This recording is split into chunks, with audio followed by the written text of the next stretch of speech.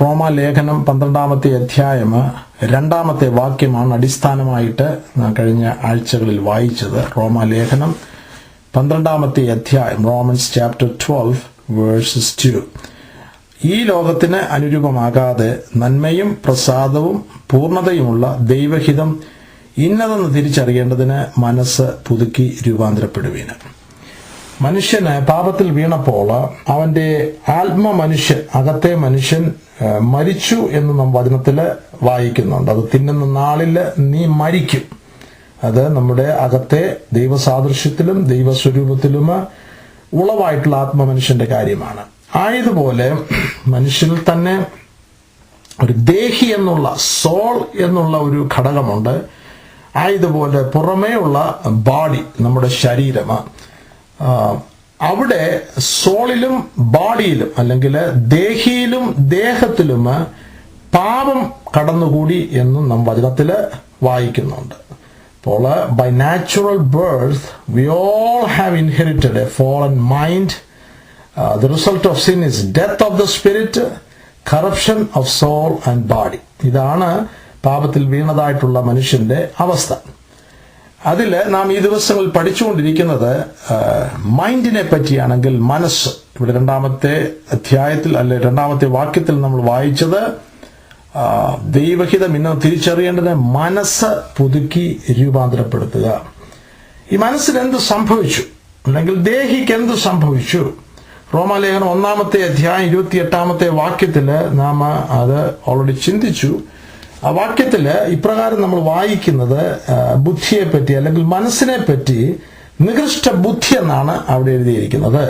ഇംഗ്ലീഷിൽ റെപ്രബേറ്റ് മൈൻഡ് എന്നാണ് എഴുതിയിരിക്കുന്നത്. നികൃഷ്ടമായിട്ടുള്ള മനസ്സ്, നികൃഷ്ടമായിട്ടുള്ള ബുദ്ധി. എഫേസ്യ ലേഖനം 4-ാമത്തെ അധ്യായം 17-ാമത്തെ വാക്യത്തിൽ വ്യർത്ഥമായിട്ടുള്ള ബുദ്ധി എന്നാണ് അവിടെ എഴുതിയിരിക്കുന്നത്. Vanity of their mind, vain mind. തീത്തോസിന്റെ ലേഖനത്തില് 1-ാമത്തെ അധ്യായം 15-ാമത്തെ വാക്യത്തില് അവിടെ മലയാളത്തിൽ എഴുതിയിരിക്കുന്നത് ചിത്തവും മനസാക്ഷിയും മലിനമായി തീർന്നിരിക്കുന്നു. ഇംഗ്ലീഷില് even there mind and conscience is defiled. Mind and conscience is defiled. ചിത്തം എന്ന് പറയുമ്പോൾ മനസ്സ്, മനസ്സും മനസാക്ഷിയും മലിനമായിട്ട് തീർന്നിരിക്കുന്നു. അപ്പോൾ പാപത്തിൽ കിടക്കുന്ന ഒരു മനുഷ്യന്റെ മനസ്സിന്റെ അവസ്ഥ, റെപ്രബേറ്റ് മൈൻഡ്, നികൃഷ്ടമായിട്ടുള്ള ഒരു മനസ്സ്, വ്യർത്ഥമായിട്ടുള്ള ഒരു മനസ്സ് അല്ലെങ്കിൽ വെയിൻ മൈൻഡ്, ചിത്തവും മനസാക്ഷിയും മലിനമായിട്ട് തീർന്നിരിക്കുന്നതായിട്ടുള്ള അവസ്ഥ. ഇപ്രകാരമുള്ള ഒരു മനസ്സിലൂടെ ഉളവാകുന്നതായിട്ടുള്ള ചിന്തകൾ, തോട്ട് പ്രോസസ്, അത് മലിനമാണ്, അത് നികൃഷ്ടമാണ്, അത് വ്യർത്ഥമാണ്. നാം മാനവരാശിയെ പൊതുവായിട്ട് നോക്കുകയാണെങ്കിൽ ഈ നികൃഷ്ടമായിട്ടുള്ള അവസ്ഥ ഇവൻ ദൈവമക്കളിലും കാണുന്നതിന് സാധിക്കുന്നുണ്ട്. വ്യർത്ഥമായിട്ടുള്ള ഓട്ടം. സഭാപ്രസംഗിയില് ശലോമോന് സകലത് മായ മായ എന്ന് അവിടെ താൻ എഴുതിയിരിക്കുന്നു. അപ്പോൾ നമ്മുടെ ഓട്ടവും നമ്മുടെ അധ്വാനവും അത് കൂടുതൽ സമയവും നമ്മൾ വ്യർത്ഥമായിട്ടുള്ള കാര്യങ്ങൾക്ക് വേണ്ടിയാണ് ഉപയോഗിക്കുന്നത്. അതിന്റെ കാരണം നമ്മുടെ മനസ്സിന് ദൈവവചനം അനുശാസിക്കുന്നത് പോലുള്ള ഒരു രൂപാന്തരം സംഭവിച്ചിട്ടില്ല. ദൈവവചനത്താലും ദൈവത്തിന്റെ ആത്മാവിനാലും ദിനംതോറും ഉണ്ടാകേണ്ട രൂപാന്തരം അത് നടക്കുന്നില്ല. ആയതുകൊണ്ടാണ് നികൃഷ്ടവും വ്യർത്ഥവും മലിനമായിട്ടുള്ള ഒരു അവസ്ഥയിൽ നമ്മുടെ മനസ്സ് കിടക്കുന്നത്. റോമാലേഖനം 8-ാമത്തെ അധ്യായം 5-ാമത്തെ വാക്യത്തിൽ ഈ തോട്ട് പ്രോസസ്സ് മലിനമായിട്ടിരിക്കുന്ന അതായത് ഡിഫൈൽഡ് ആയിരിക്കുന്നതായിട്ടുള്ള തോട്ട് പ്രോസസ്സിനെ പറ്റി നമ്മളിവിടെ കാണുന്നുണ്ട്. അവിടെ നമ്മൾ വായിക്കുമ്പോൾ, ഇംഗ്ലീഷ് വായിക്കുമ്പോൾ, for they that are after the flesh do mind the things of the flush.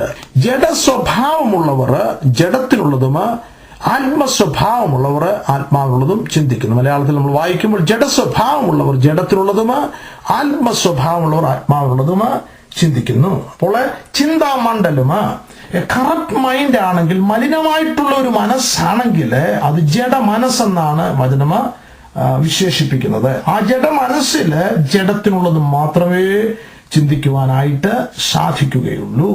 അങ്ങനെയാണെങ്കിൽ ജഡമനസ്സിൽ നിന്ന് ആത്മമനസ്സിലേക്കുള്ള, ആത്മാവിനാൽ നിയന്ത്രിതമായിട്ടുള്ള ഒരു മനസ്സിലേക്ക് നമുക്ക് രൂപാന്തരം ഉണ്ടാകണമെന്നുള്ളതാണ് വചനം നമ്മളെ അനുശാസിക്കുന്നത്. ഫിലിപ്പ് ലേഖനം 3-ാമത്തെ അധ്യായം അതിന്റെ 19-ാമത്തെ വാക്യം നാം വായിക്കുമ്പോൾ, ഫിലിപ്പിയർ 3:19, അവരുടെ അവസാനം നാശം, അവരുടെ ദൈവം വയറ്, ലജ്ജയായതില് അവർക്ക് മാനം തോന്നുന്നു, അവർ ഭൂമിയിലുള്ളത് ചിന്തിക്കുന്നു.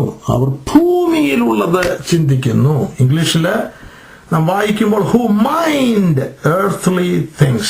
അപ്പോൾ അവിടെ ചിന്ത, കാരണം അവർ ആകുന്നതിന്റെ കാരണം, ഇവിടെ ദൈവമക്കളെ പറ്റിയാണ് പറഞ്ഞിരിക്കുന്നത്, ആകുന്നതിന്റെ കാരണം ആ രൂപാന്തരം, അതായത് നികൃഷ്ടമായിട്ടുള്ള മനസ്സിൽ നിന്ന് ക്രിസ്തുവിന്റെ മനസ്സിലേക്ക് ഒരു രൂപാന്തരം സംഭവിക്കുന്നില്ല. എഫേസ് ലേഖനം 2-ാമത്തെ അധ്യായം 3-ാമത്തെ വാക്യത്തില്, എഫേസ് ലേഖനം 2-ാമത്തെ അധ്യായം 3-ാമത്തെ വാക്യത്തില് നാം വായിക്കുമ്പോൾ, അവരുടെ ഇടയിൽ നാം എല്ലാവരും മുൻപേ നമ്മുടെ ജഡമോഹങ്ങളിൽ നടന്ന് ജഡത്തിനും മനോവികാരങ്ങൾക്കും ഇഷ്ടമായത് ചെയ്ത്. മനോവികാരങ്ങള് ഇംഗ്ലീഷില് fulfilling the desires of the flesh and of the mind. അപ്പോൾ അതൊരു ജഡ മനസ്സാണ്. അപ്പോൾ ആ ജഡ മനസ്സിന് ആവശ്യമായിട്ടുള്ള കാര്യങ്ങൾ ചിന്തിക്കുകയും കാര്യങ്ങൾ പ്രവർത്തിക്കുകയും അങ്ങനെ ജീവിക്കുന്ന ഒരു ജീവിതത്തെ പറ്റിയാണ് പറഞ്ഞിരിക്കുന്നത്. കൊലോസ്യ ലേഖനം 2-ാമത്തെ അധ്യായം 18-ാമത്തെ വാക്യത്തിൽ നമ്മൾ വായിക്കുമ്പോൾ, കൊലോസിയൻസ് ചാപ്റ്റർ 2 verse 18, 2:18 നമ്മൾ വായിക്കുമ്പോൾ, താഴ്മയിലും ദൂതന്മാരെ ആരാധിക്കുന്നതിന് രസിച്ച് സ്വന്തം ദർശനങ്ങളിൽ പ്രവേശിക്കുകയും തന്റെ ജഡ മനസ്സിനാൽ വെറുതെ ചീർക്കയും. അവിടെ ജഡ മനസ്സെന്ന് എഴുതിയിരിക്കുന്നു. ഇംഗ്ലീഷില് vainly puffed up by his fleshly mind എന്ന, ഇംഗ്ലീഷില് വെയിൻലി പഫ്ഡ് അപ്പ് എന്നുള്ളൊരു വാക്ക്, ചീർക്ക എന്നുള്ളൊരു വാക്കാണ് മലയാളത്തിൽ ഉപയോഗിച്ചിരിക്കുന്നത്. അപ്പോൾ ഈ വാക്യങ്ങളെല്ലാം നമ്മളെ പഠിപ്പിക്കുന്നത്, നമുക്ക് ജന്മനാ കിട്ടിയിരിക്കുന്നതായിട്ടുള്ള മനസ്സ് അത് ദൈവത്തിന്റെ മനസ്സിൽ നിന്ന് വളരെ വ്യത്യസ്തമായിട്ടുള്ള ഒരു മനസ്സാണ്. വചനം നാം പഠിക്കുമ്പോൾ വളരെ വ്യക്തമായിട്ട് നമുക്ക് പല ഭാഗങ്ങളിൽ അത് കാണുന്നതിന് സാധിക്കുന്നുണ്ട്. ഈ മനസ്സിൽ നിന്ന്, നികൃഷ്ടമായിട്ടുള്ള മനസ്സിൽ നിന്ന് ക്രിസ്തുവിന്റെ മനസ്സിലേക്കൊരു ട്രാൻസ്ഫോർമേഷൻ, ഒരു രൂപാന്തരം ഉണ്ടാകണം എന്നുള്ളതാണ് വചനം നമ്മളോട് അനുശാസിക്കുന്നത്. അപ്പോൾ റോമാലേഖനം 12-ാമത്തെ 2-ാമത്തെ വാക്യത്തിൽ നമ്മൾ വായിക്കുന്ന, ഈ ലോകത്തിന് അനുരൂപമാകാതെ, do not conformed to this world, നന്മയും പ്രസാദവും പൂർണ്ണതയുമുള്ള ദൈവഹിതമാ ഇന്നതെന്ന് തിരിച്ചറിയേണ്ടതിന് മനസ്സ് പുതുക്കി രൂപാന്തരപ്പെടുവേന്. അത് നമ്മൾ കഴിഞ്ഞ ആഴ്ചക്കാലം ചിന്തിച്ചായിരുന്നു. റോമാലേഖനം 11-ാമത്തെ അധ്യായത്തിലെ ഒരു വാക്യം, 1 കൊരിന്ത്യർ 2-ാമത്തെ അധ്യായത്തിന്റെ അവസാന ഭാഗങ്ങള്, അവിടെയെല്ലാം നമ്മൾ വായിക്കുമ്പോൾ നമുക്ക് മനസ്സിലാകുന്ന വിഷയം, ഫിലിപ്പ് ലേഖനം 2-ാമത്തെ അധ്യായം 5-ാമത്തെ വാക്യത്തില് കർത്താവായ യേശുക്രിസ്തുവിന്റെ മനസ്സിലേക്ക് നാം ആയി തീരണം എന്നുള്ളതാണ് ഈ വാക്യഭാഗങ്ങള് നമ്മെ പഠിപ്പിക്കുന്നത്. അത് വളരെ ഗൗരവമായിട്ട് ഏറ്റെടുക്കേണ്ടതായിട്ടുള്ള വിഷയമാണ്. കാരണം നമ്മുടെ പ്രാകൃത മനസ്സ്, ആ പഴയ മനസ്സിൽ തന്നെ നാം ജീവിക്കുകയാണെങ്കിൽ ദൈവിക വിഷയങ്ങൾ നമുക്ക് മനസ്സിലാക്കുവാനോ ദൈവ വഴിയിൽ നടക്കുവാനോ ദൈവത്തിന്റെ ഹിതം നമ്മളെ പൂർണ്ണമാകുവാനോ ഒരു കാലത്തും സാധ്യമല്ല. ആയതുകൊണ്ടാണ് ക്രിസ്ത്യാനികൾ എന്ന് പറയുന്ന ഒരു വലിയ കൂട്ടം അവരുടെ ജീവിതം നമ്മുടെ ജീവിതത്തെ ശോധന ചെയ്തോണം. എന്ത് പറയുമ്പോൾ, പൊതുവെ പറയുമ്പോൾ നമ്മളെയും ശോധന ചെയ്യേണ്ടതായിട്ടുണ്ട്.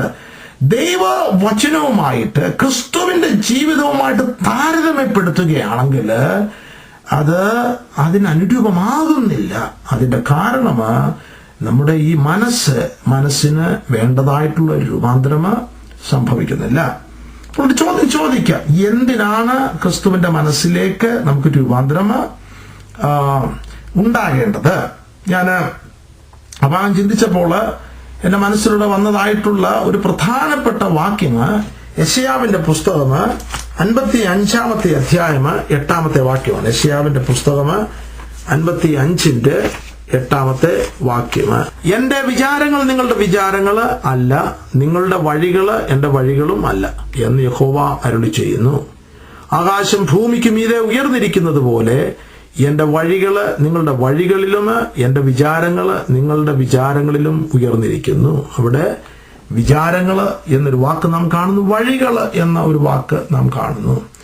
നാം ഒരു വഴി തിരഞ്ഞെടുക്കണമെങ്കിൽ അതിന് മുൻപായിട്ട് there is a thought process. നമ്മുടെ വിചാരങ്ങളുടെ അടിസ്ഥാനത്തിലാണ് നമ്മുടെ വഴികൾ നാം തിരഞ്ഞെടുക്കുന്നത്. there has to be a thought process beforehand.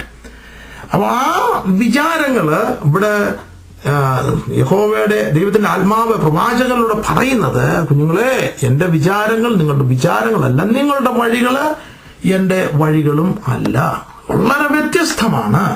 അങ്ങനെയാണെങ്കിൽ ദൈവിക വഴികള്, ദൈവത്തിന്റെ വിചാരമ്, ദൈവത്തിന്റെ മനസ്സ്, ദൈവത്തിന്റെ ജ്ഞാനമ്, ദൈവത്തിന്റെ വചനമ്, ദൈവത്തിന്റെ അറിവ്, അത് നമുക്ക് മനസ്സിലാകണമെങ്കിൽ ക്രിസ്തുവിന്റെ മനസ്സിലേക്ക് നമുക്ക് രൂപാന്തരം ഉണ്ടെങ്കിൽ മാത്രമേ അത് സാധ്യമായി തീരുകയുള്ളൂ.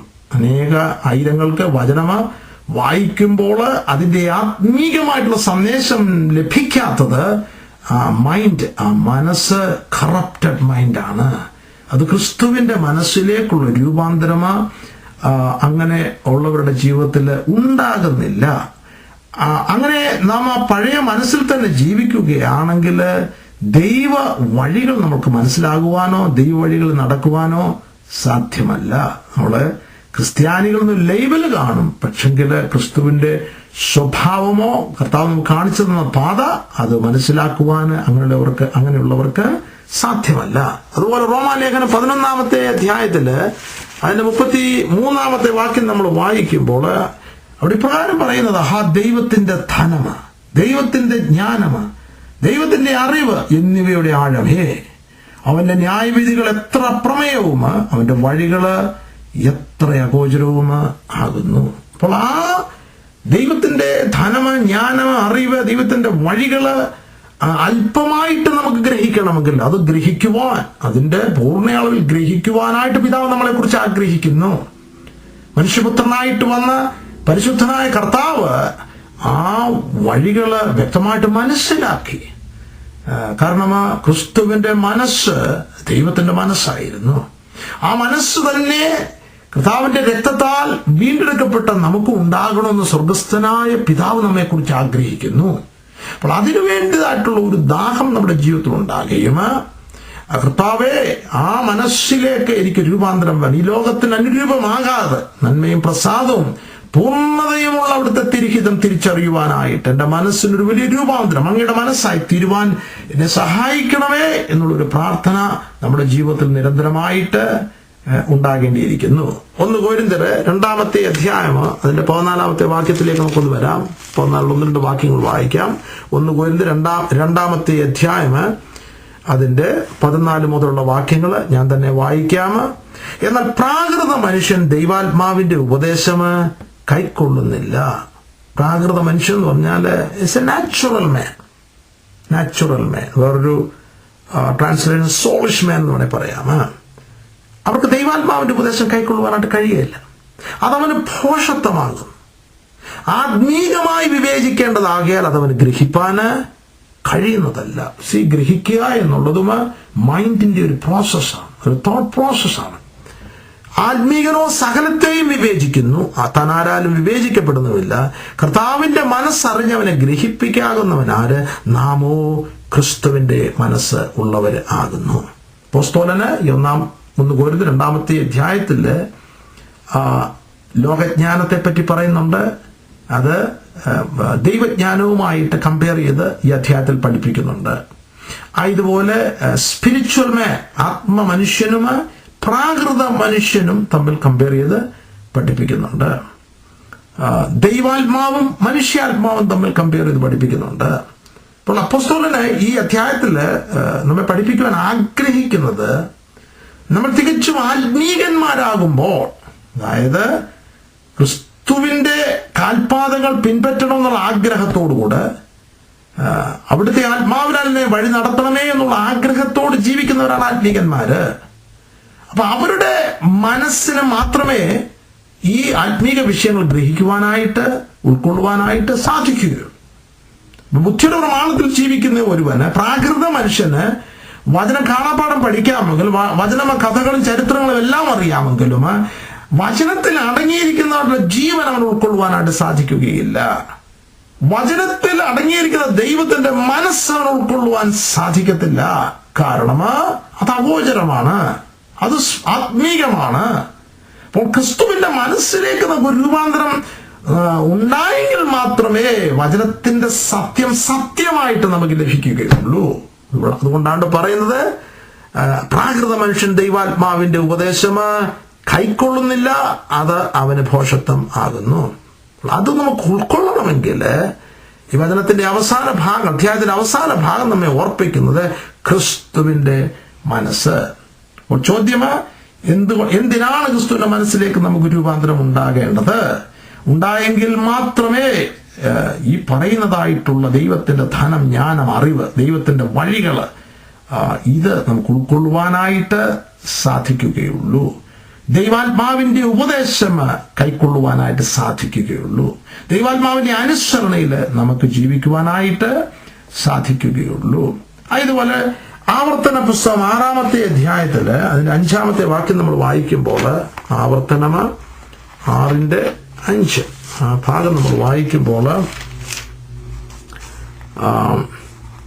പ്രകാരം അത് എഴുതിയിരിക്കുന്നു: യഹോവ ഏകൻ തന്നെ, നിന്റെ ദൈവമായ യഹോവയെ നീ പൂർണ്ണ ഹൃദയത്തോടും പൂർണ്ണ മനസ്സോടും പൂർണ്ണ ശക്തിയോടും കൂടെ സ്നേഹിക്കണം. അവിടെ പൂർണ്ണ മനസ്സ്, ഇംഗ്ലീഷില് ഓൾ ദൈ സോൾ എന്ന, ഓൾ ദൈ മൈൻഡ് അല്ലെങ്കിൽ ഓൾ ദൈ സോൾ, ആ ഒരു പൂർണ്ണതയിലേക്ക്, പൂർണ്ണമായിട്ട് ദൈവത്തെ പൂർണ്ണ മനസ്സിൽ നമുക്ക് ആരാധിക്കണമെങ്കിൽ, സ്നേഹിക്കണമെങ്കിൽ, നമുക്ക് ക്രിസ്തുവിന്റെ മനസ്സിലേക്കുള്ള ഒരു ട്രാൻസ്ഫോർമേഷന് നമുക്കുണ്ടായെങ്കിൽ മാത്രമേ സാധിക്കുകയുള്ളൂ. കർത്താവായ യേശു ക്രിസ്തുവിന്റെ ഉപദേശത്തില് മത്തായി സുവിശേഷം 6-ാമത്തെ അധ്യായം, മാത്യു ചാപ്റ്റർ 6, അതിലേക്കൊന്ന് വരാം. 6-ാമത്തെ അധ്യായത്തില് അതിന്റെ 19 മുതൽ 34 വരെയുള്ള വാക്യങ്ങളില്, മത്തായി സുവിശേഷം 6-ാമത്തെ അധ്യായം 19 മുതൽ 34 വരെയുള്ള വാക്യഭാഗങ്ങളില് ഞാൻ ഉച്ച കഴിഞ്ഞത് ഒന്ന് വായിച്ചപ്പോൾ ചില ഹെഡിങ്സ് അല്ലെങ്കിൽ ചില ഏതെല്ലാം വിഷയങ്ങളാണ് അവിടെ എഴുതിയിരിക്കുന്നത്, അതിന്റെ ഒരു സബ് ഹെഡിങ് എന്റെ നോട്ട്സിൽ എഴുതുവാനായിട്ടിടയായി. അത് ഒന്നാമത് ഞാൻ എഴുതിയിരിക്കുന്നത് ഹൗ ടു ഇൻവെസ്റ്റ്, എങ്ങനെയാണ് നമ്മൾ നിക്ഷേപങ്ങൾ സ്വരൂപിക്കേണ്ടത്. രണ്ടാമത്തെ വിഷയം ഹൗ ടു സെർവ്, എങ്ങനെയാണ് നാം സേവിക്കേണ്ടത് അല്ലെങ്കിൽ ആരെയാണ് സേവിക്കേണ്ടത്. മൂന്നാമത്തെ വിഷയം സബ് ഹെഡിങ് എഴുതിയ ഹൗ ടു തിങ്ക്, എങ്ങനെയാണ് ചിന്തിക്കേണ്ടത്, എങ്ങനെയാണ് വിചാരം, നമ്മുടെ തോട്ട് പ്രോസസ്സ് എങ്ങനെയാണ് നമ്മൾ ഉപയോഗിക്കേണ്ടത്. നാലാമത്തെ വിഷയം എഴുതിയിരുന്നത് എന്താണ് നാം അന്വേഷിക്കുന്നത്, വാട്ട് ടു സീക്ക്, എന്താണ് നാം അന്വേഷിക്കുന്നത്. അപ്പോൾ താഴെ തുടങ്ങുകയാണെങ്കിൽ മുൻപേ അവന്റെ രാജ്യവും നീതിയും അന്വേഷിക്കുക, അതോടുകൂടെ ഇതൊക്കെയും നിങ്ങൾക്ക് കിട്ടുമോ എന്ന് അവിടെ എഴുതിയിരിക്കും. അപ്പോൾ ഈ വാക്യങ്ങളിൽ ഒരു പ്രധാനപ്പെട്ട സബ്ജക്റ്റ് വിചാരപ്പെടുക എന്നുള്ളത്, ഹൗ ടു തിങ്ക്. പല സ്ഥാനങ്ങളിൽ 25-ാമത്തെ അധ്യായത്തില് 25-ാമത്തെ വാക്യത്തില് 6-ന്റെ 25-ാമത്തെ വാക്യത്തില് കർത്താവ് നമ്മളെ ഉപദേശിക്കുന്നത് കൊണ്ട് ഞാൻ നിങ്ങളോട് പറയുന്നത്, എന്ത് തിന്നും എന്ത് കുടിക്കുമെന്ന് നിങ്ങളുടെ ജീവനായിക്കൊണ്ടും എന്ത് ഉടുക്കുമെന്ന് ശരീരത്തിനായിക്കൊണ്ടും വിചാരപ്പെടരുത്. 31-ാമത്തെ വാക്യത്തിലാകയാൽ നാം എന്ത് തിന്നും എന്ത് കുടിക്കും എന്ത് ഉടുക്കും എന്നിങ്ങനെ നിങ്ങൾ വിചാരപ്പെടരുത്. 34-ാമത്തെ അധ്യായത്തില് അല്ലെങ്കിൽ വാക്യത്തില് അതുകൊണ്ട് നാളേക്കായിട്ട് വിചാരപ്പെടരുത്. സോ തിങ്കിങ് പ്രോസസ്, തിങ്കിങ്, അതായത് നമ്മുടെ മനസ്സിൽ നടക്കുന്ന പ്രോസസ്സാണ്. ഇവിടെ മുൻപേ അവന്റെ രാജ്യവും നീതിയും അന്വേഷിക്കുന്ന ഒരുവന് മാത്രമേ അവന്റെ മൈൻഡിൽ അല്ലെങ്കിൽ മനസ്സിൽ ട്രാൻസ്ഫോർമേഷൻ, രൂപാന്തരം ഉണ്ടാകുകയുള്ളൂ. കറപ്റ്റഡ് മൈൻഡില് നമുക്ക് സ്വാഭാവികമായിട്ട് കിട്ടിയിരിക്കുന്ന, നാച്ചുറലായിട്ട് കിട്ടിയിരിക്കുന്നതായിട്ടുള്ള മൈൻഡ് കറപ്റ്റഡ് ആണ്. നമ്മൾ അത് മലിനമായി പോയി എന്ന് നമ്മൾ പഠിച്ചു. വ്യർത്ഥമായിട്ട് ചിന്തിക്കുന്നു, നികൃഷ്ടമായിട്ടുള്ള ബുദ്ധിയെ ചീർത്തിരിക്കുന്ന മനസ്സ്, ചിത്തവും മനസ്സാക്ഷിയും മലിനമായിരിക്കുന്നു. അങ്ങനെയുള്ള ആ മനസ്സാണ് ഇപ്പോഴും വിചാരപ്പെടുന്നത്. അവരെല്ലാ കാര്യങ്ങളും ആൻഷ്യസ്. അവർക്ക് ജീവിതം സന്തോഷകരമായിട്ട് കഴിയുവാൻ ആ അളവിൽ ജീവിക്കുവാനായിട്ട് കഴിയുന്നില്ല. കാരണം ആ കറപ്റ്റഡ് മൈൻഡ് ആയതുകൊണ്ട്, ഡിഫൈൽഡ് മൈൻഡ് ആയതുകൊണ്ട്, മലിനമായിട്ടുള്ള മനസ്സായതുകൊണ്ട് ദൈവികമായിട്ടുള്ളത് അവർക്ക് ചിന്തിക്കുവാനായിട്ട് കഴിയുന്നു. ദൈവത്തെ വിശ്വസിക്കേണ്ടവർ വിശ്വസിക്കുവാനായിട്ട് സാധിക്കുന്നില്ല. അവർ ചിന്തിക്കുമ്പോൾ ഇപ്പൊ തന്നെ ഹൗ ടു ഇൻവെസ്റ്റ് എന്നുള്ള നിക്ഷേപമാ. ആ മൈൻഡ് കറപ്റ്റാണ് ആയതുകൊണ്ട് അവരുടെ നിക്ഷേപം എല്ലാം ഉള്ളതിനു വേണ്ടിയായിരിക്കും അവർ നിക്ഷേപിക്കുന്നത്. കർത്താവ് പറയുന്ന പുഴുവും തുരുമ്പും കെടുക്കുകയും കള്ളന്മാരിൽ നിന്ന് മോഷ്ടിക്കുകയും ചെയ്യുന്ന ഭൂമിയിൽ നിങ്ങൾ നിക്ഷേപം സ്വരൂപിക്കരുത്. പുഴുവും തുരുമ്പും കെടുക്കാതെയും കള്ളന്മാരിൽ നിന്ന് മോഷ്ടിക്കാതിരിക്കുന്ന സ്വർഗത്തിൽ നിക്ഷേപം സ്വരൂപിച്ചുകൊണ്ട് നിന്റെ നിക്ഷേപം ഉള്ളിടത്ത് നിന്റെ ഹൃദയവും ഇരിക്കും.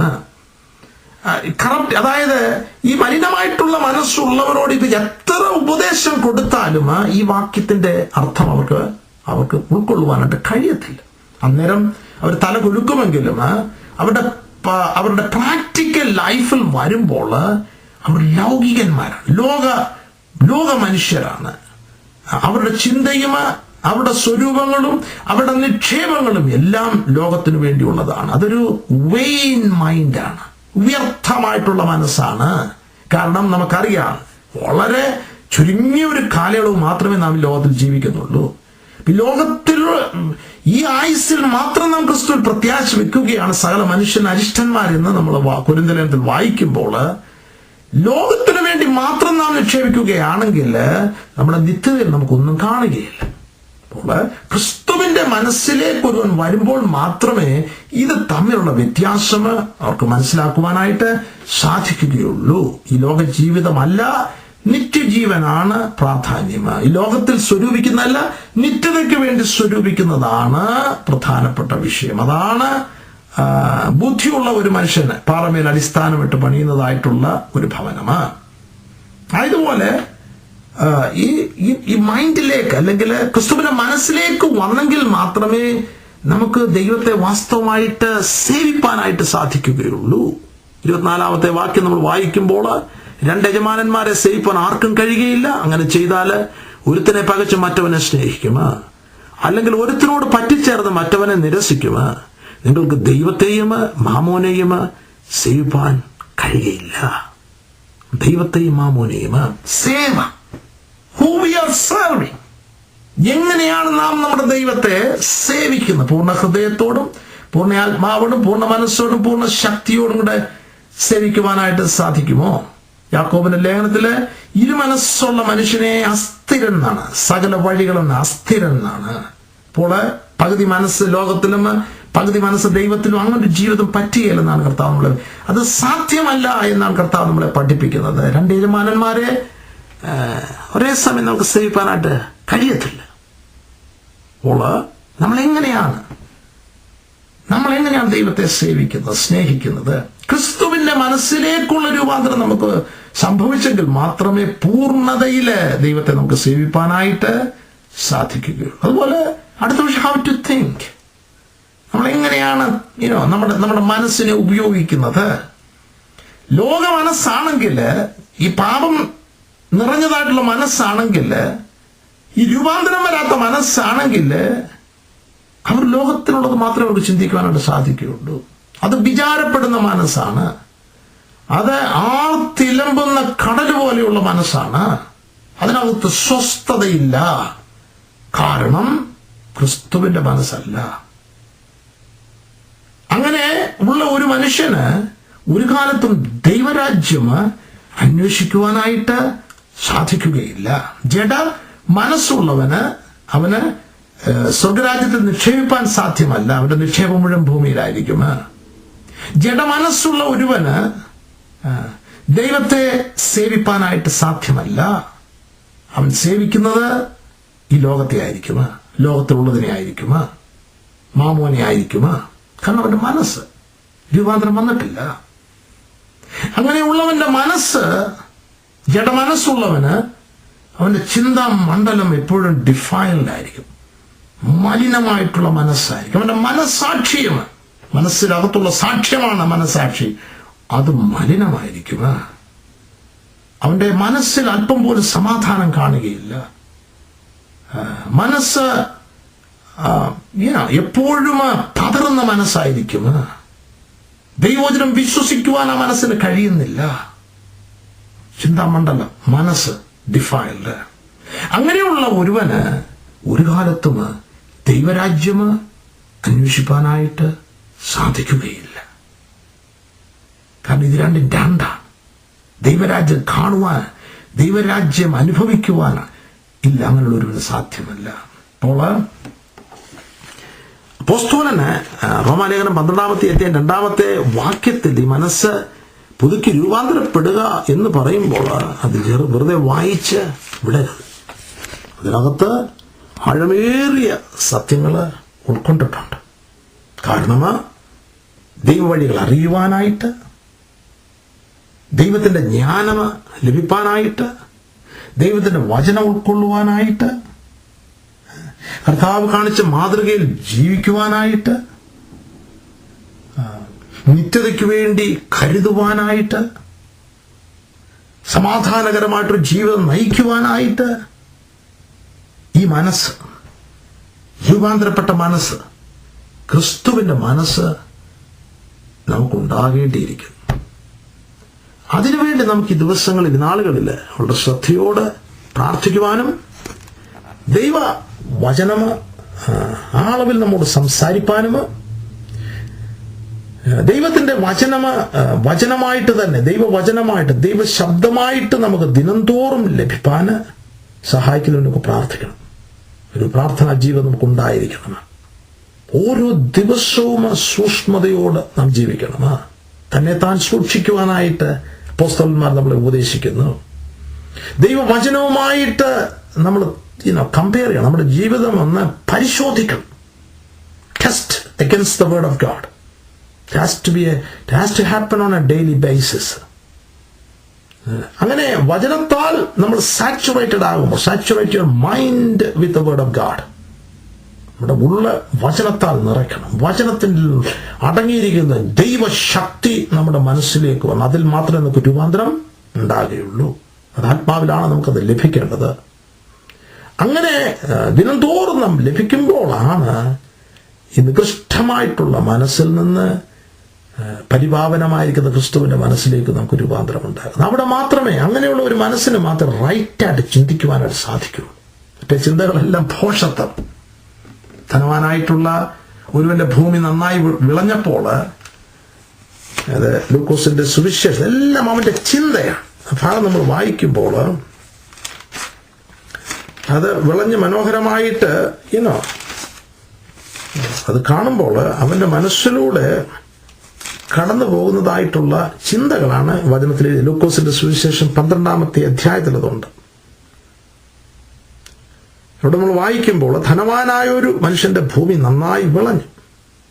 അപ്പോൾ അവന്, ഞാൻ എന്ത് ചെയ്യേണ്ടു? അത് അവനോട് തന്നെ ചോദിക്കുക. ഞാൻ എന്ത് ചെയ്യേണ്ടു? എന്റെ വിളവ് കൂട്ടിയപ്പോൾ സ്ഥലം പോരാ എന്ന് ഉള്ളിൽ വിചാരിച്ചു. It's a reprobate mind. അതൊരു വെയിൻ മൈൻഡ്, വ്യർത്ഥമായിട്ടുള്ള മനസ്സായി മനുഷ്യൻ. ലോകം കാണുമ്പോൾ ദൈവനെ അനുഗ്രഹിച്ചെന്ന് പറയും. പക്ഷേ വചനം നമ്മൾ വായിക്കുമ്പോൾ ഇത് വ്യർത്ഥമായിട്ടുള്ളൊരു ചിന്താഗതിയാണെന്നുള്ള വചനം നമ്മളെ പഠിപ്പിക്കുന്നത്. 18-ാമത്തെ വാക്യം നമ്മൾ വായിക്കും. പിന്നെ അവൻ പറഞ്ഞത്, അവനോട് തന്നെ പറയുക, ഞാൻ ഇത് ചെയ്യും. ഞാൻ എന്റെ കളപ്പുരകളെ പൊളിച്ച് അധികം വലിയ പണിത് എന്റെ വിളവും വസ്തുവകയും എല്ലാം അതിൽ കൂട്ടിവെക്കും. ദേഹം ഏകനായിട്ടിരുന്ന് ആ വിളവ് നോക്കി ചിന്തിക്കുക. അവന്റെ മനസ്സിൽ കൊണ്ട് നടക്കുന്ന ആ റെട്രോബേറ്റ് മൈൻഡ്, ആ വ്യർത്ഥമായിട്ടുള്ള മനസ്സിലൂടെ കടന്നു പോകുന്ന ചിന്തകളായത്. എന്നിട്ട് എന്നോട് തന്നെ, നിനക്ക് ഏറിയ ആണ്ടുകൾക്ക് മതിയായ അനവധി വസ്തുവക സ്വരൂപിച്ചു വെച്ചിരിക്കുന്നു. ആശ്വസിക്കുക, തിന്നുക, കുടിക്കുക, ആനന്ദിക്കുക എന്ന് പറയും. അവന്റെ ചിന്താഗതിയാണ്, അവന്റെ മനസ്സിൽ നടക്കുന്നതായിട്ടുള്ള ട്രാൻസാക്ഷനാണ്. അത് ചിന്തിച്ചുകൊണ്ട് അവൻ നടക്കുകയാണ്. പ്രവൃത്തിയിൽ വരും. എന്നാൽ ദൈവം അവനെ നോക്കി. ദൈവം അവനോട് പറയുന്നത്, മൂഢാ, യു ഫൂൾ എന്നാണ് അവനെ വിളിക്കുന്നത്. മൂഢാ, ഈ രാത്രിയിൽ നിന്റെ പ്രാണനെ നിന്നോട് ചോദിക്കുമോ? പിന്നെ നീ ഒരുക്കി വെച്ചത് ആർക്കാകുമെന്ന് പറഞ്ഞു. ദൈവവിഷയമായി സമ്പന്നനാകാതെ തനിക്ക് തന്നെ നിക്ഷേപിക്കുന്നതിന്റെ കാര്യം ഇങ്ങനെയാകുന്നു. അപ്പോൾ ഈ മൂഢനായ മനുഷ്യന്റെ മനസ്സിലൂടെ കടന്നു പോകുന്ന, വ്യർത്ഥമായിട്ടുള്ള മനസ്സിലൂടെ കടന്നു പോകുന്ന ചിന്തയാണ് ഇവിടെ എഴുതിയിരിക്കുന്നത്. എല്ലാം ഞാൻ, എന്റേത്, ഞാൻ അത് ചെയ്യും, ഇത് ചെയ്യും, ഞാൻ തിന്നും, ഞാൻ കുടിക്കും, ആനന്ദിക്കും, ആശ്വസിക്കും. വ്യർത്ഥമായിട്ടുള്ള ചിന്ത. ദൈവം അവനെ നോക്കി പറയുന്ന, മൂഢാ, ഈ രാത്രി നിന്റെ പ്രാണൻ നിന്നോട് ചോദിക്കും, പിന്നെ നീ ഒരുക്കി വെച്ചത് ആർക്കാകും? ദൈവവിഷയമായി സമ്പന്നനാകാതെ തനിക്ക് തന്നെ നിക്ഷേപിക്കുന്നവന്റെ കാര്യം. ഇവിടെ നിക്ഷേപം പറയുന്നത് ലോകമനുഷ്യന്റെ നിക്ഷേപമാണ്. അവന് ലോകത്തിലെ നിക്ഷേപം മാത്രമേ അവന് ചിന്തിക്കുവാനായിട്ട് കഴിയത്തുള്ളൂ. കാരണം അവന്റെ മനസ്സ് ഒരു വ്യർത്ഥമായിട്ടുള്ള മനസ്സാണ്. എന്നാല് ക്രിസ്തുവിന്റെ മനസ്സിലേക്ക് രൂപാന്തരം വരുന്നവർക്ക് അവർക്ക് ദൈവവിഷയം, നിത്യമായിട്ടുള്ള നിക്ഷേപങ്ങൾക്ക് വേണ്ടി കരുതുവാനായിട്ട്, ജീവിപ്പാനായിട്ടുള്ള ദൈവപ്രകാശം ലഭിക്കും. നിസ്സാരമായിട്ടുള്ളൊരു വിഷയമല്ല. നമ്മുടെ ജീവിതം മുൻപിൽ എത്ര നാളുണ്ട്? ഇത് മായ, കഴിഞ്ഞു പോകുന്നതാണ്.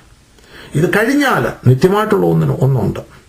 നിത്യതയ്ക്ക് വേണ്ടി നമ്മൾ കരുതുന്നില്ല എങ്കിൽ then we are wasting our life. നമ്മുടെ ജീവിതത്തെ നമ്മൾ നഷ്ടമാക്കുകയാണ്. ഇനി വചനം കേൾക്കുമ്പോൾ നമ്മോട് തന്നെ ചോദിക്കാം, ഓരോ ദിവസം കഴിഞ്ഞു പോകുന്നു, മാസങ്ങൾ കഴിയുന്നു, വർഷങ്ങൾ കഴിയുന്നു. നമ്മൾ ഈ ലോകത്തിന് വേണ്ടിയാണോ ജീവിക്കുന്നത്, അതോ നിത്യതയ്ക്ക് വേണ്ടിയാണോ ജീവിക്കുന്നത്? ലോകത്തിന്റെ മനസ്സാണോ നമ്മളെ ഭരിക്കുന്നത്, അതോ ക്രിസ്തുവിന്റെ മനസ്സാണോ? ലോകത്തിലാണോ നമ്മൾ നിക്ഷേപങ്ങൾ സ്വരൂപിക്കുന്നത്, അതോ നമ്മൾ നിത്യതയിൽ നമുക്ക് നിക്ഷേപങ്ങൾ ഉണ്ടോ? നമ്മളെ തന്നെ ശോധന ചെയ്യാം. ക്രിസ്തുവിന്റെ മനസ്സിലേക്കുള്ള രൂപാന്തരം ഈ ലോകത്തിന് അനുരൂപമാകാതെ, ഇത് ലോകത്തിന്റെ സ്വഭാവമാണ് ഇവിടെ നമ്മൾ വായിച്ചത്. ഇതൊരു ദൈവപൈതലെന്ന് പറയുന്ന ഒരുവനും ഈ അളവിൽ ചിന്തിക്കുന്നതായിട്ടുള്ള മേഖലയിലാണ് ഇന്ന് ക്രിസ്ത്യാനിറ്റി കടന്നു പോകുന്നത്. അപ്പോൾ സത്യമായിട്ട് നമുക്ക് ലഭിക്കണമെങ്കിൽ, നാം ഈ വചനഭാഗങ്ങൾ വായിക്കുമ്പോൾ വചനത്തിന്റെ ആത്മീകമായിട്ടുള്ള സത്യം നമ്മുടെ ഉള്ളിൽ ലഭിക്കണമെങ്കിൽ അത് ക്രിസ്തുവിന്റെ മനസ്സിലുള്ളവന് മാത്രമേ അത് ഗ്രഹിക്കുവാനാ സാധിക്കുകയുള്ളൂ. ഗ്രഹിക്കാൻ മാത്രം ജീവിക്കുവാനും സാധിക്കുകയുള്ളൂ. അതുകൊണ്ട് ഈ വചനഭാഗം നമ്മൾ സംസാരിക്കട്ടെ. ലോകത്തിന് അനുരൂപമാകാതെ നന്മയും പ്രസാദവും പൂർണ്ണതയുമുള്ള ദൈവഹിതം ഇന്നതൊന്ന് തിരിച്ചറിയുവാനായിട്ട് മനസ്സ് പുതുക്കി രൂപാന്തരപ്പെടുവാൻ ദൈവം നമ്മളെ സഹായിക്കട്ടെ. ഈ ധനവാനായിട്ടുള്ള ഒരു മനുഷ്യന് ദൈവത്തിന്റെ ഹിതം എന്താണെന്ന് അവൻ മനസ്സിലായില്ല. അവൻ ലോകത്തിന് അനുരൂപിയായിരുന്നു. നന്മയും പ്രസാദവും പൂർണ്ണതയുമുള്ള ദൈവഹിതം എന്താണെന്നുള്ളത് അവന് തിരിച്ചറിയുവാൻ കഴിയാത്ത ഒരു മനസ്സായിരുന്നു. അവന്റെ ചിന്ത അത് വ്യർത്ഥമായിട്ടുള്ള ചിന്തയായിരുന്നു. നമ്മോട് തന്നെ ചോദിക്കാം, എന്തുകൊണ്ട് ഈ ഭാഗങ്ങള് ദൈവത്തിന്റെ ആത്മാവ് നമ്മളെ വെളിപ്പെടുത്തി തരുന്ന കുഞ്ഞുങ്ങളെ, ദൈവ വിഷയമായിട്ട് സമ്പന്നനാകുക. അത് മാത്രമേ നിലനിൽക്കുന്നതായിട്ടുള്ളൂ. ബാക്കിയെല്ലാം വെള്ളത്തിന്റെ കുമിള പോലെയുള്ളൂ. ഇത് കഴിഞ്ഞു പോകുന്നതാണ്. ദൈവവിഷയമായിട്ട് നീ സമ്പന്നനാകുകയാണെങ്കിൽ അത് നിലനിൽക്കുക. അത് വ്യക്തമായിട്ട് നിനക്ക് അനുഭവിപ്പാനായിട്ട് കഴിയും. ആ നിത്യതയ്ക്ക് വേണ്ടി ദൈവവിഷയമായിട്ട് സമ്പന്നന്മാരാകുവാനായിട്ട് ദൈവമായ കർത്താവ് നമ്മുടെ ഹൃദയത്തിൽ വലിയ ആഗ്രഹവും ആവേശവും നൽകട്ടെ. അതിലൂടെ നമ്മുടെ മനസ്സ് രൂപാന്തരപ്പെടുവാനും ക്രിസ്തുവിന്റെ മനസ്സിലേക്ക് ആയിത്തീരുവാനുമായിട്ട് ഒരുക്കത്തോടെ, പ്രാർത്ഥനയോടുകൂടെ, അദാഹത്തോടെ, വിശപ്പോടുകൂടെ ആളുകളിൽ നമുക്ക് ദൈവത്തിൽ ആശ്രയിക്കാം. ദൈവമായ കർത്താവ് അതിനുള്ള മുഖാന്തരങ്ങൾ നമുക്ക് ഒരുക്കിത്തരും. അതിനുള്ള വഴികൾ നമുക്ക് കാണിച്ചു തരും. നമ്മ ആഗ്രഹത്തോട് ജീവിക്കുകയാണെങ്കിൽ, അത് മുൻപേ അവരുടെ രാജ്യവും നീതിയും അന്വേഷിക്കുകയാണെങ്കിൽ ഈ അനുഭവം ഇതൊക്കെയും നമുക്ക് കിട്ടും. നമ്മളിപ്പോൾ പറഞ്ഞതുപോലെ ഉള്ളതായിട്ടുള്ള ആ ജീവിത സ്വഭാവങ്ങൾ, ഇത് കിങ്ഡം ലൈഫാണ്, ദൈവ രാജ്യത്തിന്റെ ജീവിതമാണ്. ആ ജീവിതം നമുക്ക് ലഭിക്കുമോ? അതാണ് നിത്യതയിൽ സമ്പന്നന്മാരായിട്ട് ജീവിക്കാനായിട്ട് നമ്മളെ സഹായിക്കുന്നത്. അതിനുവേണ്ടി നമുക്ക് ആഗ്രഹിക്കാൻ ദാഹിക്കാം. ഈ വചനങ്ങളാൽ വലിയവനായ ദൈവം നമ്മളെല്ലാവരെയും സമൃദ്ധിയായിട്ട് ധാരാളമായിട്ട് അനുഗ്രഹിക്കട്ടെ. ഞാൻ പ്രാർത്ഥിച്ചുകൊണ്ട് വചനഭാഗം ഇവിടെ നിർത്തുകയാണ്. നിങ്ങളെല്ലാവരെയും കൂടുതലായിട്ട് ദൈവം അനുഗ്രഹിക്കട്ടെ. Praise the Lord.